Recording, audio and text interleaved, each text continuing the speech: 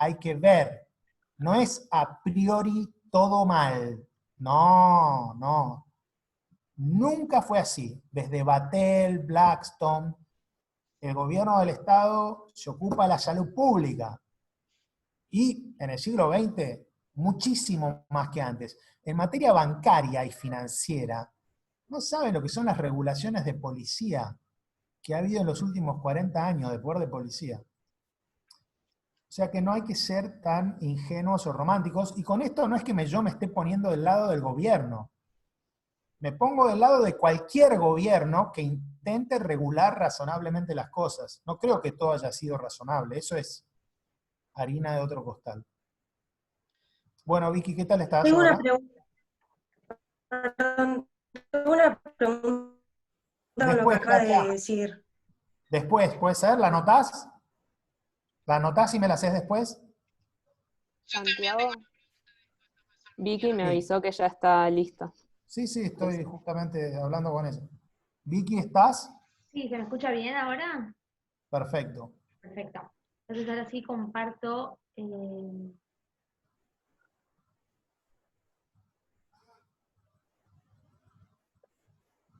pantalla. Bueno.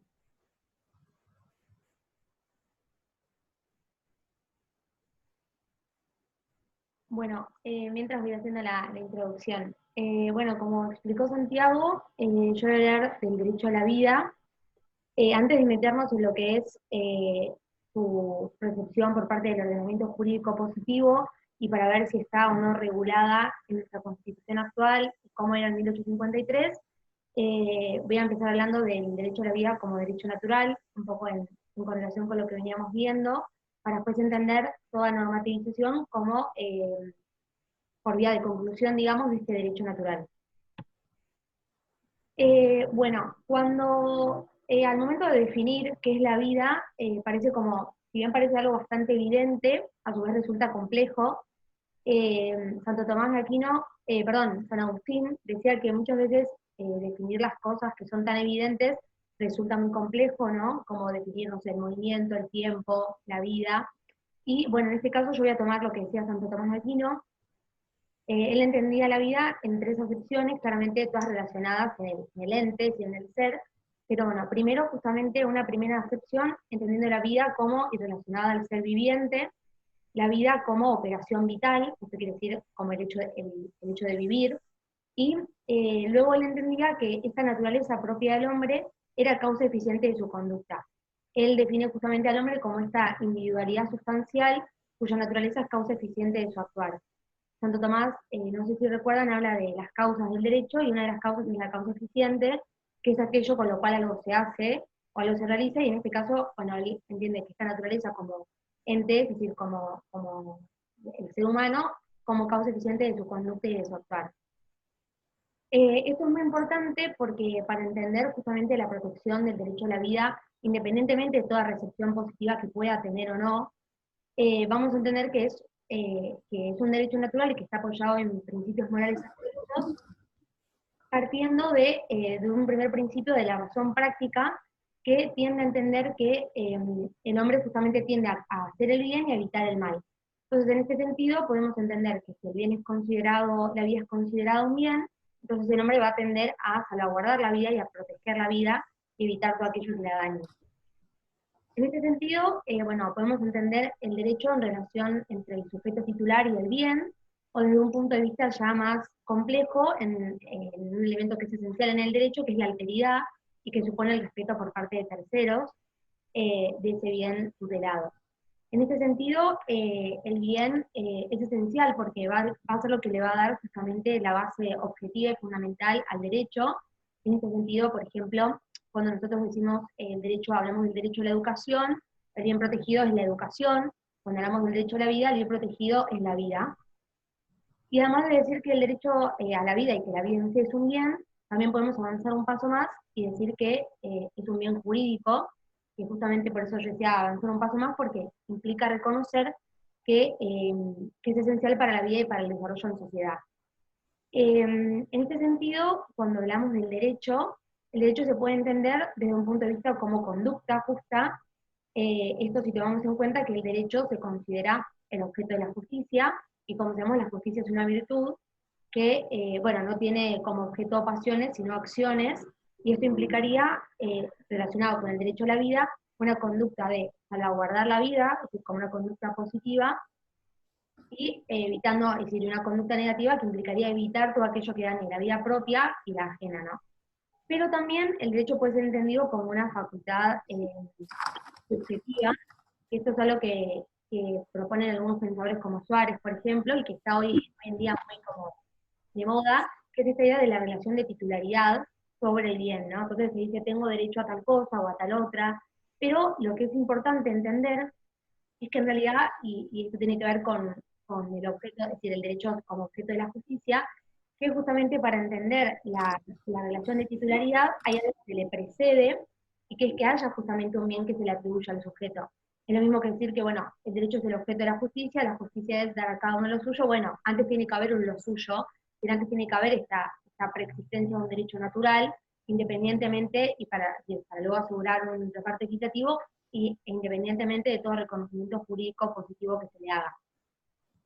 Esto es esencial porque, bueno, cuando yo principalmente voy a tomar la Constitución primigenia, es decir, la de 1853, y la actual como consecuencia de la reforma del 94. Esto es importantísimo porque, bueno, entender el derecho a la vida como un derecho natural implica que más allá justamente de una ausencia normativa, es decir, explícita, la vida no es un instrumento del legislador. Es decir, en el ordenamiento jurídico, nosotros conocemos, por ejemplo, lo vemos en las sociedades, o por ejemplo, el gobierno como tercera acepción de Estado, que se identifica con la persona jurídica, que muchas veces este ordenamiento otorga esta ficción jurídica, por ejemplo, esto no al gobierno, a las sociedades, para justamente entenderlos como sujetos fáciles de adquirir derechos y contener obligaciones.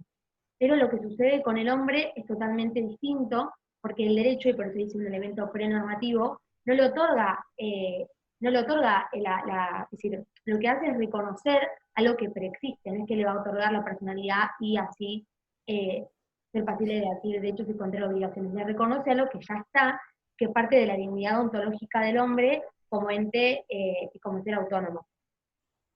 Bueno, como decía, esto es muy importante porque, bueno, nuestra Constitución de 1853 no trataba de forma explícita, esto quiere decir, no había ningún articulado, en el articulado no había en ningún momento una enunciación directa referida al derecho a la vida. Pero esto tiene que ver mucho con lo que explicaba recién Santiago, que tiene que ver con la interpretación, y que luego vamos a ver en un caso en particular, que tiene que ver justamente con evitar una interpretación literal de la norma, porque esto llevaría, por ejemplo, en este caso, a decir, bueno, no hay un articulado que consagre de forma positiva el derecho a la vida, no está reconocido. Bueno, eso no sería conveniente entenderlo porque es necesario tener una interpretación total, es decir, tanto literal como explicaba Santiago y la fotocopia, lo que tiene que ver con una interpretación histórica, que tenga en cuenta los antecedentes de la norma, una interpretación que tenga en cuenta los fines de la norma y también el sistema en el cual se introduce. Por eso, justamente, haciendo una interpretación integral de la Constitución de 1853, se lo entendía reconocido en lo que es el artículo 33, que suponía justamente y reconoce ciertos derechos y garantías implícitos. Esto cambia rotundamente, y aprovecho que Pili dio la clase pasada en relación a esto, como decía acá, en 1948, con la Declaración Universal de Derechos Humanos, sobre todo, bueno, como se explicaba Pili, con el surgimiento de las Naciones Unidas y con todo el sistema integral de derechos humanos, que comienzan justamente a reconocer ciertos derechos fundamentales del hombre, pero que en realidad, como explicamos en las clases, son justamente consagraciones positivas, pero que parten justamente de derechos que siempre existieron, que por eso es que encontramos que estos tratados, respecto de los estados ratificantes, digamos, es el mismo, todos reconocen esos mismos derechos, porque justamente parten de derechos naturales comunes a todos. Bueno, es muy importante esto que mencionaba de lo que explicaba Pili en la clase pasada, porque implica el inicio de una tendencia, o más bien de una especie como de oleada, de esta idea de la importancia de consagrar estos derechos humanos, y esto va a tener consecuencias en lo que es la reforma del 94, porque, bueno, nuestra reforma actual, o sea, nuestra constitución actual, como consecuencia de la reforma, tampoco consagra de forma explícita en ningún momento, vamos a ver ahora igual qué pasa en ciertos artículos, no consagra de forma directa cuándo inicia la vida, ni cuándo se considera que hay vida, o bueno, o no consagra de forma directa el derecho a la vida. Pero esto cambia justamente, y por eso hablaba de la importancia de los tratados internacionales, porque como saben, en el 94 se ratifican, se incorporan con jerarquía constitucional 10 tratados internacionales que se incorporan justamente al bloque de constitucionalidad, esto quiere decir que quedan en igual jerarquía que la Constitución, y esos tratados sí reconocen explícitamente el derecho a la vida. Yo particularmente voy a hacer referencia a dos, la mayoría tienen el articulado hacen referencia a esto. Primero, el Pacto de San José de Costa Rica, que en su artículo primero, párrafo segundo, dice que, y esto es muy importante porque dice, ¿no?, que para los efectos de la Convención se considera persona a todo ser humano, y esto es esencial porque nos va a permitir entender que desde el momento en el cual hay vida, es decir, desde el momento en el cual se considera que hay un nuevo ser humano independiente, que es nuevo, distinto, en este caso ya hay persona. Y bueno, el artículo 4, en su párrafo primero, dice que toda persona tiene derecho a que se proteja esa vida. Y otro que tiene muchísima importancia, y vamos a ver por qué, es la Convención Internacional de los Derechos del Niño, porque, bueno, en el artículo 6 establece, ¿no?, que todos los estados que se incorporen este tratado reconocen justamente que todo niño tiene derecho intrínseco a la vida. Y esto es importantísimo porque la ley 23.849, cuando aprueba el Tratado Internacional, establece una reserva que hace la República Argentina, que va a establecer desde cuándo se considera que hay un niño, digamos, y qué franja etaria ocupa, ¿no? Entonces dice que el niño se va a considerar desde el momento de la concepción hasta los 18 años de edad, es decir, ahí establece cuándo hay un niño, y así implícitamente, o más bien explícitamente, está indicando cuándo inicia la vida, que es el momento de la concepción.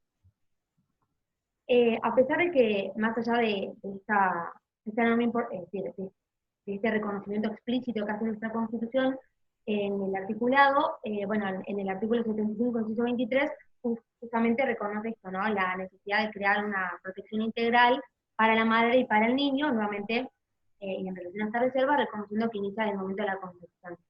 Esto era algo además que en lo que es nuestro derecho de fondo, como es el Código Civil y Comercial, ya Vélez lo reconocía. En el artículo 19, Vélez reconocía que el derecho en la vida comienza desde la concepción.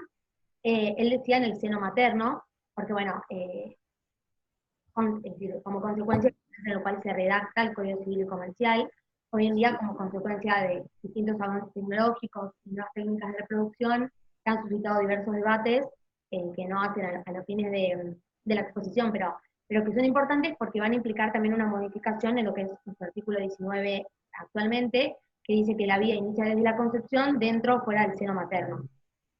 Bien. Bueno, y ahora voy a comentar algunos casos. Algunos hacen referencia directa al derecho a la vida y otros, tratando otros temas, también lo mencionan. El primer caso es el de Zahir Idib, que es un caso que vimos el cuatrimestre pasado.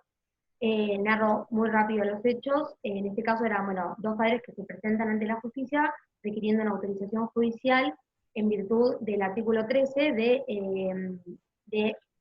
una ley que establecía que únicamente a partir de la mayoría de edad se podía disponer voluntariamente para el trasplante de órganos y de material anatómico. Entonces, bueno, los padres requerían una autorización judicial para que su hija menor de edad, que estaba a 2 meses de cumplir 18 años, pudiera donar un riñón a su hermano, es decir, a otro de sus hijos.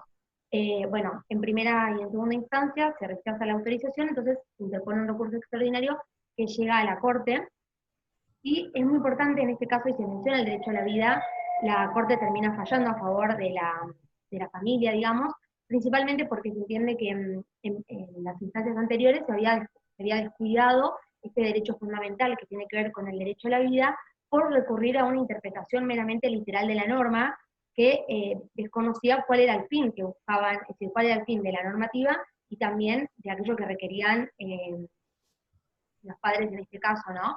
Reconociendo entonces la importancia de hacer una interpretación que coincida y que entienda la finalidad axiológica, es decir, las cuestiones axiológicas de la normativa, y la finalidad que buscaba perseguir, teniendo el derecho a la vida como derecho fundamental. Después el caso Sánchez es el caso de una mujer que, bueno, interpone una petición, o hace una presentación en realidad ante el Ministerio de Justicia y de Derechos Humanos, porque, bueno, su hija había perdido la vida como consecuencia de la desaparición forzada de personas y la intervención de las fuerzas de seguridad, de las Fuerzas Armadas, y su hija estaba embarazada. Entonces ella reclamaba la indemnización que correspondía a la ley 421, si no me equivoco, es la que hace referencia a la desaparición forzada de personas. En este caso, el Ministerio de Justicia y de Derechos Humanos le desconoce, es decir, no reconoce el derecho que tenía esta señora como causa habiente, es decir, como heredera de su nieta y de su hija, reclamando ambas indemnizaciones, y frente a esto, bueno, frente a la interpretación que se está haciendo de la norma, nuevamente el caso llega a la Corte, y en este caso es muy anecdótico la forma en la cual la Corte hace referencia y termina reconociendo el derecho a la vida. Sabemos que la interpretación de la Corte muchas veces va cambiando, pero en este caso, bueno, reconoce justamente que, como le dicen, como dicen cuando opina la Corte, directamente dice, no, la beba, es decir, hacen referencia a la persona por nacer, como sujeto titular de derechos y obligaciones irrevocablemente adquiridos, y como consecuencia de ello reconocen la vocación hereditaria de su abuela, entonces le otorgan la indemnización. Es decir, reconocen en este caso a la persona por nacer como titular de derechos y obligaciones, y por lo tanto entonces así reconocen la vocación hereditaria de Sánchez, que era la señora que había hecho que estaba reclamando la indemnización. Y finalmente el caso Portal de Belén, este es un caso que está más que nada relacionado con el aborto, pero que se relaciona por lo que dice la Corte. El Portal de Belén, lo narro muy, muy corto, es en 1999 una asociación civil llamada Portal de Belén, bueno, sostenía que la píldora del día después era una píldora abortiva. Frente a esto, la Corte ratifica, es decir, coincide justamente que se trata efectivamente de una píldora abortiva y prohíbe su fabricación por determinados laboratorios que la producían. Lo importante de acá es que la Corte, para llegar a este razonamiento, lo que dice es que el hombre es eje y centro de toda la normativa, es decir, y es un poco lo que yo decía de la importancia de tener en cuenta una interpretación integral y no solamente literal, porque implica entender que el hombre justamente es eje y centro de todo tipo de normativa, o sea, positiva, que es eje y centro, y que en este caso el derecho a la vida es un derecho que es fundamental y que es trascendental, y que es la base para luego el reconocimiento de cualquier otro derecho, ¿no? Porque el derecho a la vida es fundamental, en tanto implica justamente reconocer a la persona humana como con este derecho fundamental para adquirir derechos y contener obligaciones, y para luego poder reconocerle cualquier otro derecho. Porque si no hay un sujeto que es titular, no pueden atribuírsele o reconocérseles otros derechos. Bueno, no sé si se entendió, bueno. Salí de compartir pantalla, Vicky. Dale. Perfecto. ¿Tienen alguna pregunta para hacerle? Estuviste muy bien, Victoria, muy bien. Bueno, gracias. No es fácil después de un comienzo con problemas tecnológicos. A mí me ha pasado muchas veces. Sí, sí.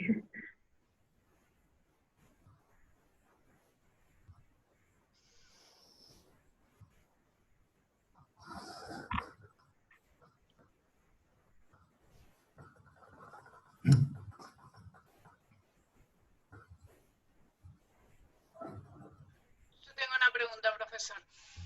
Dale. Miriam,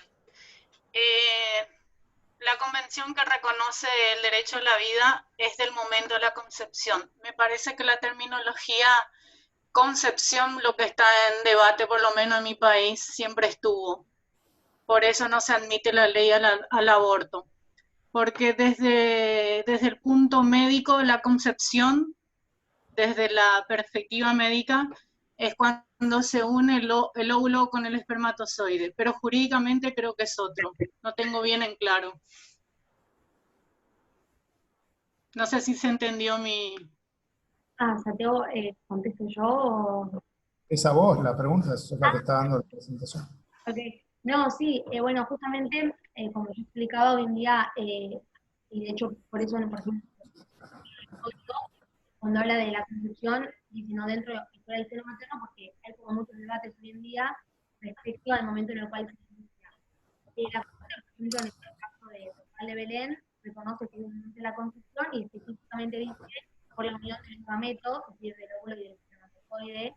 En el 2018 la Academia de Medicina lo ratificó, pero bueno, no obstante, igual hay muchas posturas, y bueno, con la ley del aborto y demás, también hoy en día hay mucho debate, pero bueno, específicamente el criterio de la Corte fue variando, pero cuando hizo referencia a la Constitución, aclaró que era desde la unión de los gametos. Vieron que ella mencionó el artículo 33 de la Constitución, que se refiere a derechos no enumerados. Ese me puede servir como ejemplo para glosar lo que les decía antes. Porque Vicky lo trajo a colación como diciendo, en 1853 el texto de la Constitución no incluía el derecho a la vida, pero se lo podía considerar entre los no enumerados del artículo 33. Pues resulta que los constituyentes que comentaron el 33 dijeron que ellos entendían que los derechos no enumerados eran solamente derechos políticos.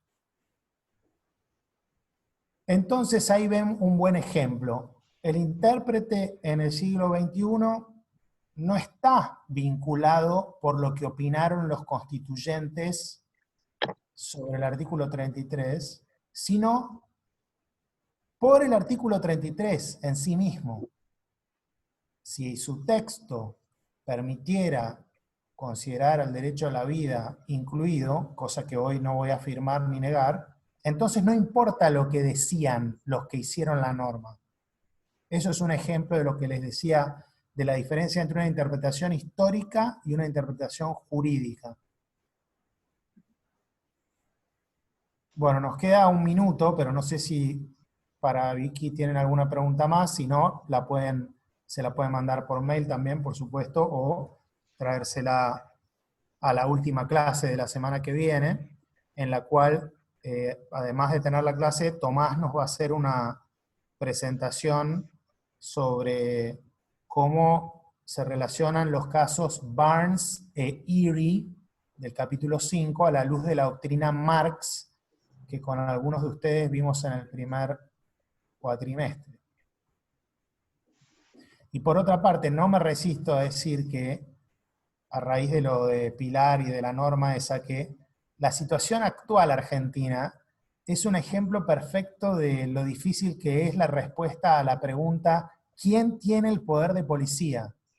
Los municipios, las provincias, el gobierno federal. Ha habido mucha ida y vuelta en estos meses y ha habido grandes errores y grandes aciertos si uno tiene en cuenta lo que dice la Constitución, que ustedes